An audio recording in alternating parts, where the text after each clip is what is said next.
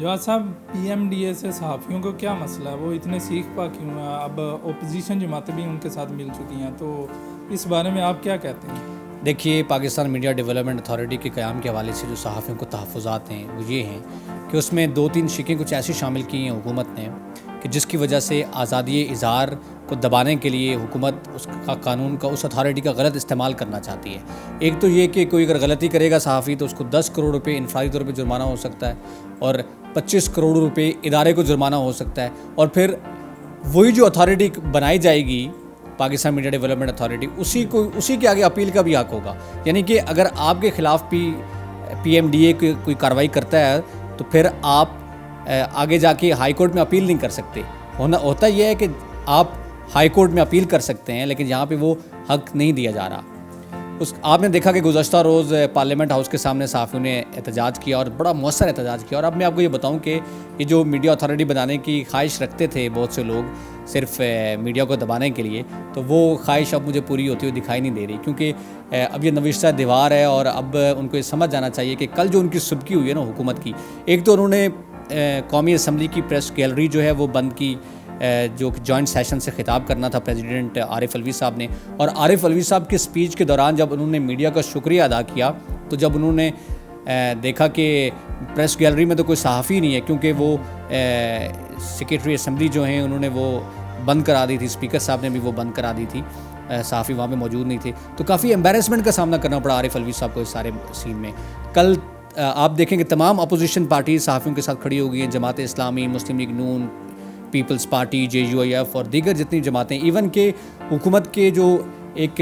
Information technology کے minister ہیں، MQM سے ان کا تعلق ہے، پیر امین الحق صاحب، وہ بھی وہاں پر پہنچے تھے اور انہوں نے بھی یہ کہا تھا کہ حکومت کو مذاکرات کرنے چاہیے صحافیوں کے ساتھ اور ان کے تحفظات کو دور کرنا چاہیے اور مل بیٹھ کے معاملات کو سیٹل کرنا چاہیے۔ اب یہ جو ریگولیٹری اتھارٹی ہے، اس کا نقصان صرف الیکٹرانک میڈیا کے لوگوں کو نہیں ہوگا، بلکہ سوشل میڈیا کے لوگوں کو، یوٹیوب پہ جو لوگ آئیں، اب بیسیکلی ان کا ہدف یہ ہے کہ چونکہ الیکٹرانک میڈیا سے تو ہم نے بہت سے صحافیوں کو نکلوا دیا ہے، پرنٹ میڈیا سے بھی بہت سے صحافیوں کو نکلوا دیا ہے، لیکن اب یوٹیوب پہ ہر بندہ جو ہے وہ اندر کی خبر بھی دے دیتا ہے، اور سوشل میڈیا پہ، فیس بک پہ، ٹویٹر پہ، تو یہ اب ان کو بھی ہینڈل کرنا چاہتے ہیں اس سارے سین میں، اور یہ ایک ہی اتھارٹی میں تمام جو ٹولز ہیں، خاص طور پہ الیکٹرانک، پرنٹ، سوشل میڈیا، سب کو ڈیل کرنا چاہتے ہیں۔ اور ایک یہ بیسیکلی کالا قانون بنانا جا رہے ہیں، ڈریکونین لا ہے کہ پریس اینڈ پبلیکیشن آرڈیننس 1962 میں جو ہے وہ جاری کیا تھا ایوب خان صاحب نے، اور اس کے خلاف کافی مزاحمت ہوئی تھی، صحافیوں نے ہر دور میں مزاحمت کی ہے۔ تو اس لیے پاکستان تحریک انصاف کے کارکنان کو اور پاکستان تحریک انصاف کی جو گورنمنٹ ہے، ان کے جو منسٹرز ہیں، ان کو یہ سوچنا چاہیے کہ صحافیوں کے ساتھ خراب کر کے آپ اگر یہ سمجھیں گے کہ آپ کی حکومت دیر پا چلے گی تو ایسا نہیں ہو سکتا۔ جو بھی شخص جرنلسٹ کے ساتھ یا وکیلوں کے ساتھ الجھا ہے، آپ اس کا ماضی میں آپ دیکھ لیں کہ ان کا انجام ہمیشہ برا ہی ہوا ہے۔ اس لیے اور یہ والے جو اتھارٹی کے قیام اگر اس طرح سے عمل میں لایا جائے گا تو پھر یہ حالات بہت دگرگوں ہوں گے، بہت خراب ہوں گے، لیکن اب مجھے لگ رہا ہے کل کے بعد کہ حکومت بیک فٹ پہ چلی گئی ہے، اور حکومت کو یہ سمجھ آ گئی ہے کہ اگر ہم نے مزید اس میں کوئی پیش رفت کی تو انٹرنیشنل پریشر بھی آ سکتا ہے حکومت کے اوپر اس سارے معاملے میں، کیونکہ جو انٹرنیشنل جرنلسٹ کی جو تنظیمیں ہیں وہ اس پہ متحرک ہوں گی، اور یہ اتنے آسان نہیں ہے آپ کسی کی آواز کو دبائیں گے کالے قوانین بنا کے، اور قوانین کا غلط استعمال کیا جاتا ہے اس سارے سین میں۔ آپ دیکھیں ماضی میں بہت سے لوگوں نے اپنی حکومت کو بہتر مستحکم کرنے کے لیے، لوگ یہ سمجھتے ہیں کہ ہم اپنی حکومت کو مستحکم کر رہے ہیں، یہ سارے معاملات کر کے مستحکم نہیں کر رہے ہوتے، انہوں نے ایسے قوانین بنائے اور بعد میں انہی قوانین کے شکنجے میں وہ لوگ خود بھی آئے ہیں۔ ہم نے ماضی میں بہت سے حکمرانوں کو دیکھا ہے، اس لیے پاکستان تحریک انصاف کے کارکنان اور عمران خان صاحب کو سوچنا چاہیے کہ ان قوانین کے شکنجے میں کل آپ بھی آ سکتے ہیں، اور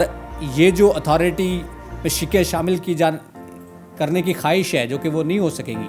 اگر وہ ہوتی ہیں تو اس میں خالی جرنلسٹ کا نقصان نہیں ہے، اس میں پاکستان کے ہر اس آدمی کا نقصان ہے جو کہ فیس بک، ٹویٹر استعمال کرتا ہے، کیونکہ جس بندے کا بھی حکومت میں اثر و رسوخ ہوگا وہ آسانی کے ساتھ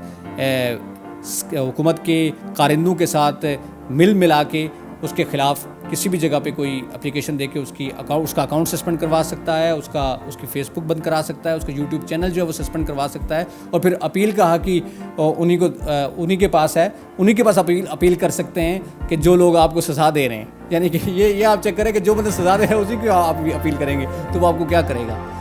اس لیے حکومت کو یہ چاہیے کہ وہ ایسے کالے قوانین بنانے سے باز رہے جس کی وجہ سے آزادی اظہار متاثر ہو اور ملک کی بدنامی ہو. پہلے یہ حکومت ملک کی بہت سی معاملات میں بدنامی کرا چکی ہے نیب کے ذریعے سے, اور اب یہ نئے قانون میں پڑھ کے اور نیا نظام لا کے میڈیا کے حوالے سے اس ملک کو میں مزید جو ہے وہ داغدار کرنے کی کوشش کر رہی ہے. اس لیے ان کو ہوش کے ناخن لینے چاہیے. بہت شکریہ.